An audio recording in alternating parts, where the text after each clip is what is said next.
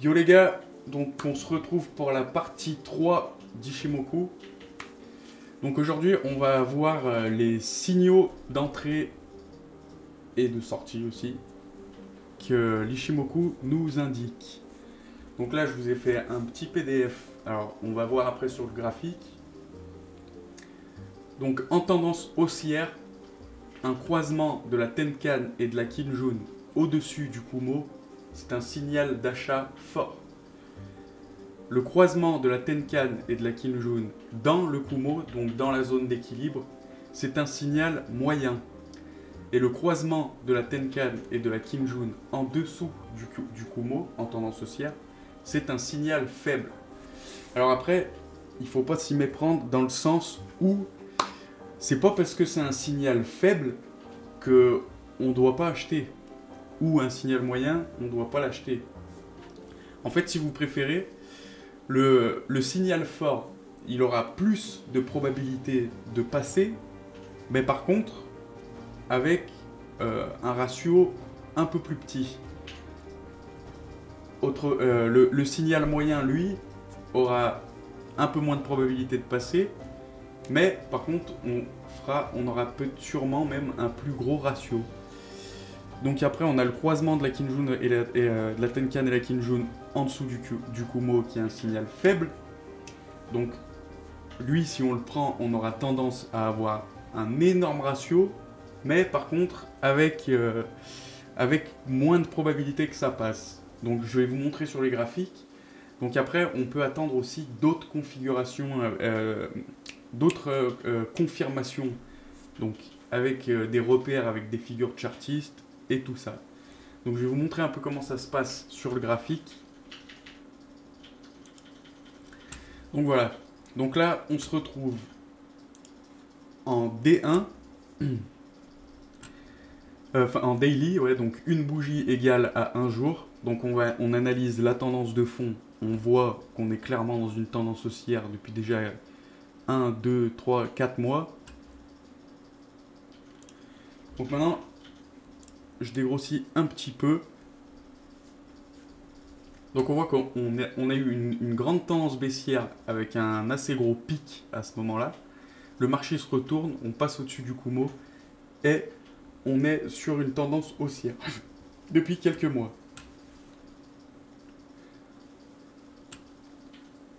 Donc là, maintenant, qu'est-ce qu'on peut faire? On peut tracer des supports et des zones de support et de résistance grâce à notre Kumo dans le passé.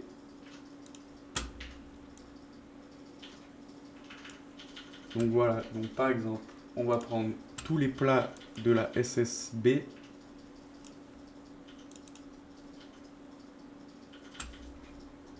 Je vais les mettre en rouge. Voilà, vous pouvez faire comme ça, aller chercher tous les plats de la SSB par exemple. Après, on a d'autres moyens de tracer nos supports et résistances. Moi, j'aime bien prendre les plats du Kumo. Donc, lui, non, on va pas le prendre. On va prendre celui-là par exemple. Voilà. Puis on va monter jusqu'en haut. Tac.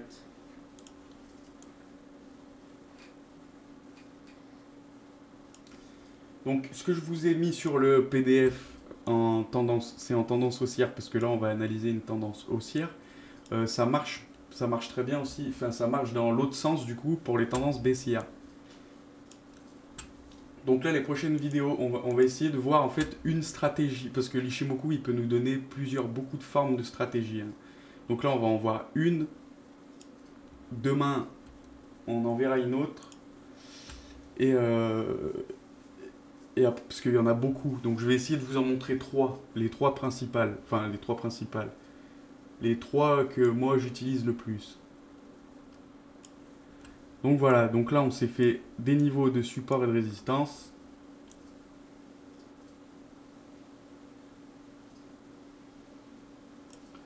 J'ai pas mis celui-là, on peut mettre celui-là aussi. Clac. Donc alors, ensuite, voilà. Donc on se trouve en daily, comme je l'ai dit. On va descendre en H4. Donc en H4, on voit clairement que le marché est haussier toujours, avec le Kumo qui nous sert bien de support et de résistance. Là, vous voyez comme on tape sur la ligne de résistance. Là, on vient jauger entre la ligne de support et de résistance. Ah putain, il m'emmerde lui. Ouais. Entre la ligne de support et de résistance. Donc on vient taper le haut, le bas. Là, on casse cette ligne, on rentre dedans, on retape le bas, machin. On travaille beaucoup dessus. Donc après, c'est à ce moment-là voilà, qu'on regarde si on n'a pas de figure. Donc par exemple, ici, on aurait un triangle symétrique.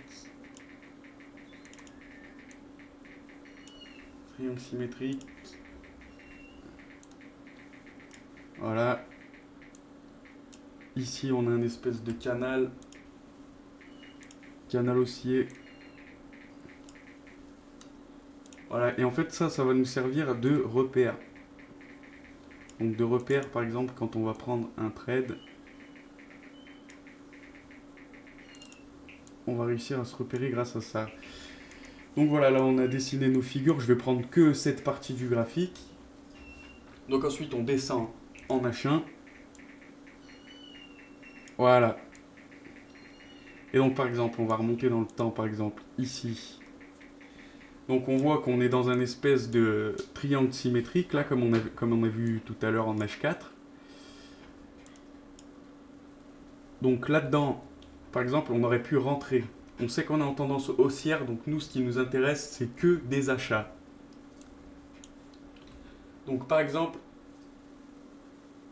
ici, donc, hop là. Alors, ici, on est dans notre triangle symétrique, à cet endroit-là. Croisement de la Tenkan et de la Kinjun sous le Kumo. Donc là, on aurait un signal d'entrée faible. Donc après, plus risqué, mais avec pas mal de gains. Donc là, ça nous aurait fait... On serait rentré sur cette bougie exactement, donc ici. On aurait pu mettre un stop sous la dernière bougie. Moi, ce que je fais, c'est sous la Tenkan. Mais quand on voit une mèche qui sort, aller sous la mèche. Donc 190 pips pour aller en chercher. Voilà, on peut s'arrêter à la limite de notre figure. Donc là, on aurait été chercher 868 pips. Ça nous fait un ratio de 8.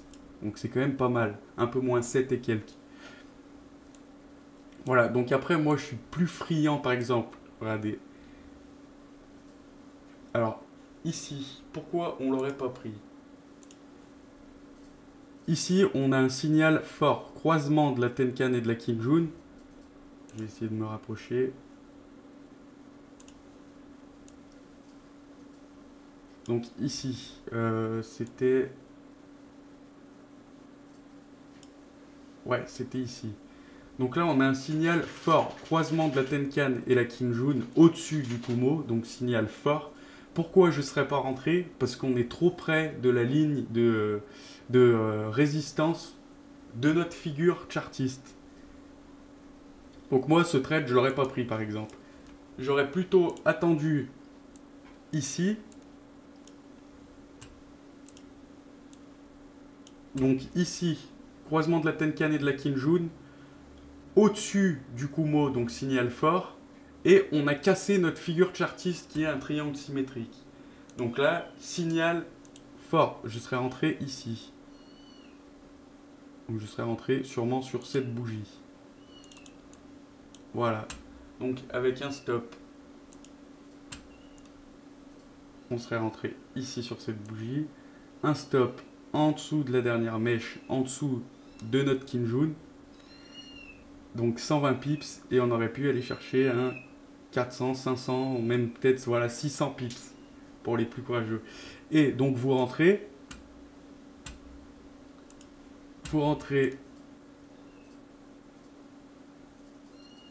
ici, donc je vais la mettre en bleu. Propriété horizontale. Je vais la mettre en bleu. Ok.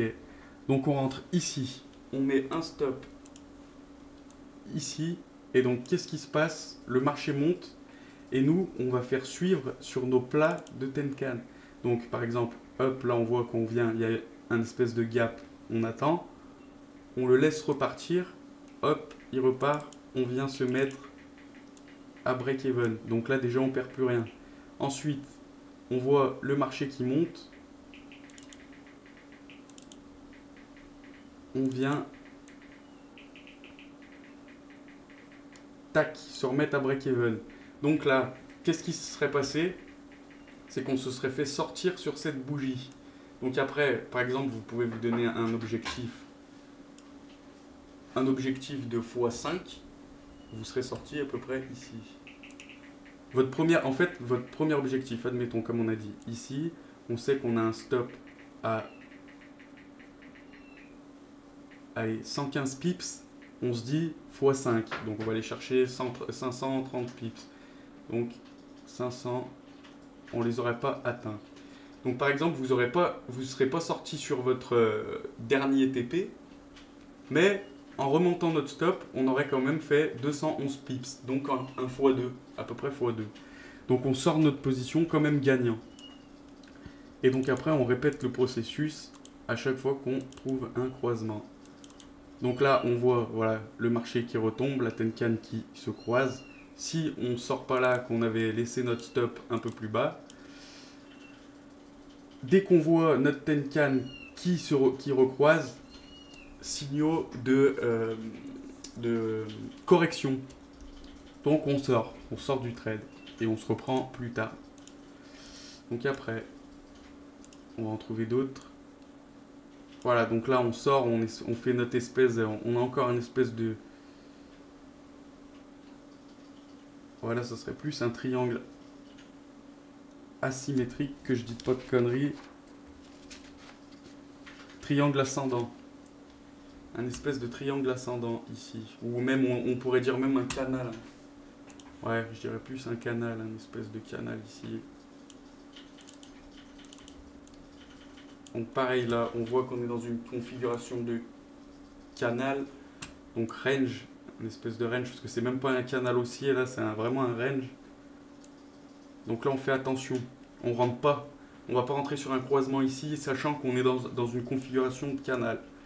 Donc là je vais supprimer parce que ça nous fait un peu du gribouillis. Donc là, ici, très intéressant. Là, pareil, on voit un triangle symétrique.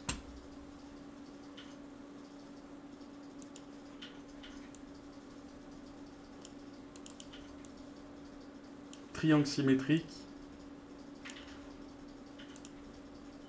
Voilà, donc notre triangle symétrique. Ici, on rentre pas parce qu'on est notre croisement se fait dans le triangle et vous voyez très bien que tac, on vient taper le triangle, on revient taper en bas. Après, là où c'est intéressant de le prendre, c'est si on voit notre croisement là de Tenkan et Kinjun à l'intérieur du Kumo, donc dans la zone d'équilibre, on rentre pas ici. Donc on va attendre une cassure comme ici du triangle symétrique et à ce moment-là, on peut rentrer. Donc admettons, on rentre sur cette bougie.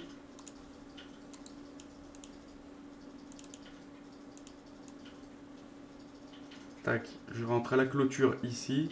Toujours rentrer à la clôture. Ne rentrez pas en plein milieu d'une bougie. Attendez qu'elle clôture. Donc là, on a notre position ici. On vient tirer notre stop en dessous de la Tenkan, donc à 180. Allez, on va mettre 200 pips. Un petit 200 pips des familles. Donc 200 pips, comme j'ai dit. Et là, regardez. Vous prenez votre stop. Regardez s'il n'est pas beau celui-là. Ici. Donc, on laisse le marché partir. Tac. Hop. Il nous fait un plat ici. Donc, on remonte notre stop sur le plat. On n'est pas encore à break-even. Le marché part. Donc là, on remonte. Merde. Le marché part. On remonte sur le dernier plat. Là, on peut remonter encore sur le dernier plat. Ensuite, on remonte encore ici. Donc là, vous arrivez en haut. On voit... Alors, regardez. message de Miguelito. Si tu regardes la vidéo, dédicace. Donc là, on voit clairement. Donc ça paraît un peu gribouillis, hein, mon graphique. Hein. Donc essayez de suivre un peu ce que je montre. Je sais que c'est pas bien évident si vous êtes débutant, mais... Là, qu'est-ce qu'on voit? Tac, une divergence RSI. Très jolie en plus. Donc nous, on est positionné à l'achat. On voit une divergence du RSI qui se forme. Notre prix qui vient casser la Tenkan puis la Kinjun. On se dit, attention, on rentre dans une zone de correction. Donc moi, ce que j'aurais fait, c'est qu'après ma divergence ici, quand j'aurais vu que ma divergence se confirme, ici à cet endroit-là précis, donc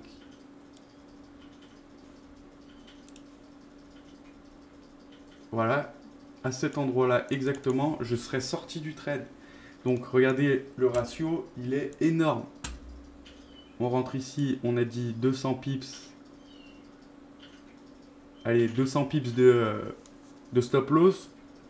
On aurait été chercher ici 1300 pips. Donc le ratio est énorme. Et c'est comme ça qu'on fait du profit. On fait suivre notre stop toujours. Comme ça, notre position, dans tous les cas, même si j'avais mon stop ici, là, sur ce plat, et que le marché se retourne brutalement, j'ai quand même fait un profit de 700 pips. Donc c'est magnifique. Et toujours, n'oubliez pas de faire suivre votre stop. Donc ensuite, je vais virer ces trade lines. Supprimer. Donc là, hop, notre correction se passe.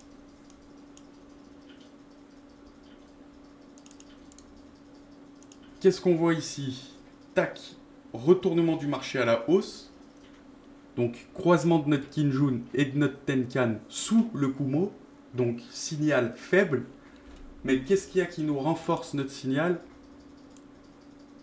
Une divergence du RSI.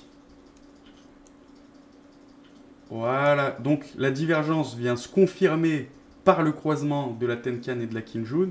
Donc on rentre. Moi j'aurais essayé de rentrer. Après, il faut avoir un bon timing.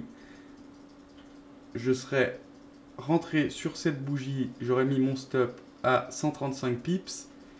Et pareil, aller chercher, regardez, la zone de... la résistance qu'on a tracée tout à l'heure en D1. Donc je serais venu chercher ma zone de prix sur la résistance. Donc j'aurais fait tac. Donc allez, on va mettre 130 pips. 130 pips. Et là, je serais venu chercher 500 pips. Voilà.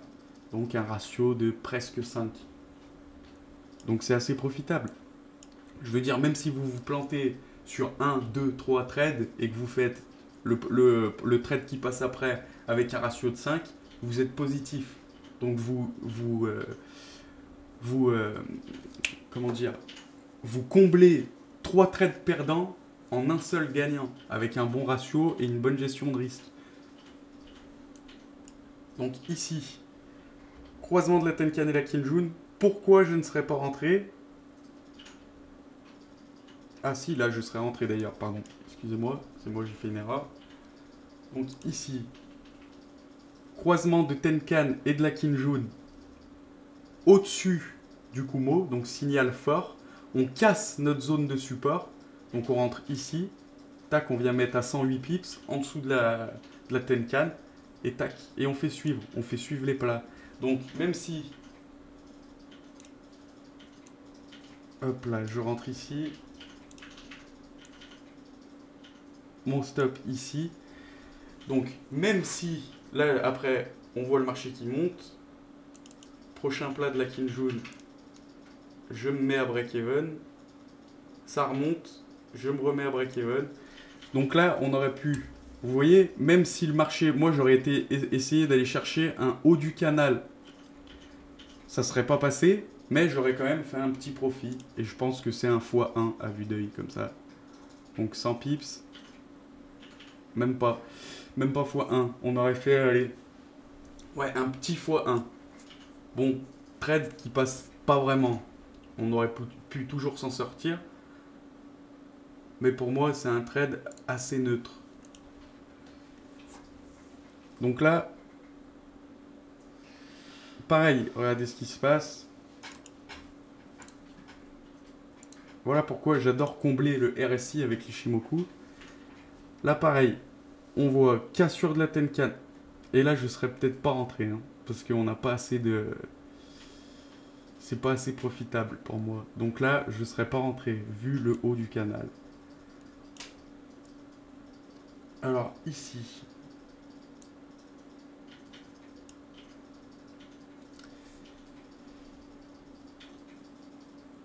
Ici, je serais sûrement pas rentré, parce que même si le trade passe super, je serais sûrement pas rentré au vu du risque. Donc là, on est sur un signal d'achat faible. On n'a rien d'autre qui nous confirme. On a une zone de résistance ici qui a été cassée. Ben là, il y aurait, pour moi, hein, il y aurait eu beaucoup, un peu trop de risques pour pouvoir rentrer. Voilà, donc toujours dans notre canal. Qu'est-ce qu'il a ce canal là? Ah ouais, mais non, ça c'était notre... Je vais supprimer ça parce que là on ne comprend plus rien.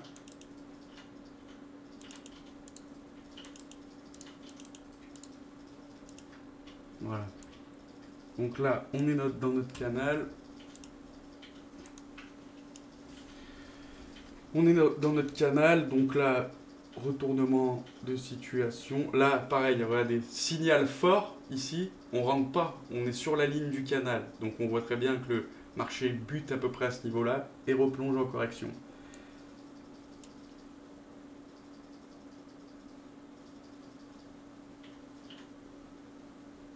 Tac, donc là on recroise.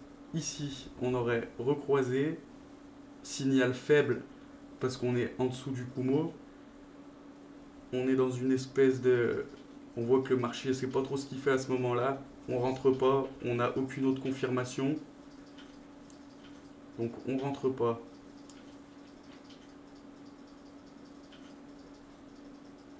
Ici, pareil, signal faible. Aucune autre confirmation. Je rentre pas.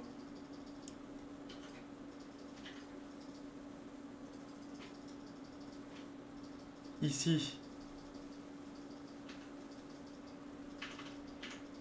signal moyen, petite divergence du RSI,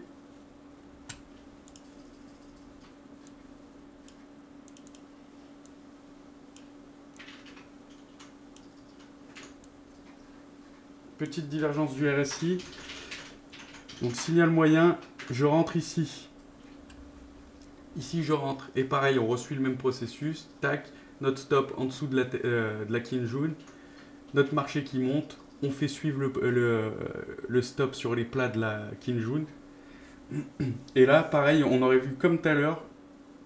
Clac, on voit ici une divergence.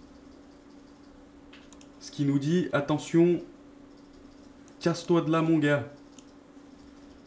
Donc quand on voit ça surtout sur le haut de notre canal, divergence, on sort du trade. Et là, ça suffit, je veux dire, on a déjà fait. Donc je rentre ici, croisement, tac, cassure du Kumo. Je me mets en dessous de la Tenkan, 159 pips. On peut aller chercher un 1000 pips en haut du range et ça serait passé. Donc je veux dire, on fait un x9 là. On fait x9, vous pouvez perdre 8 trades après, vous êtes quand même rentable. Donc il suffit que vous gagniez 5 trades sur 10 et c'est extrêmement rentable. Si vous voyez ce que je veux dire. Donc là pareil, là, je vais supprimer ça parce qu'à la fin on n'y comprend plus rien. Tac. Voilà. Ici, on voit un espèce de triangle symétrique qui n'a pas marché parce qu'on rentre sur le haut, on rentre par le haut et on ressort par le haut. Mais on va la tracer quand même parce que c'est notre... bon ben là, ça le trace, je vais le remettre. Parce que c'est notre...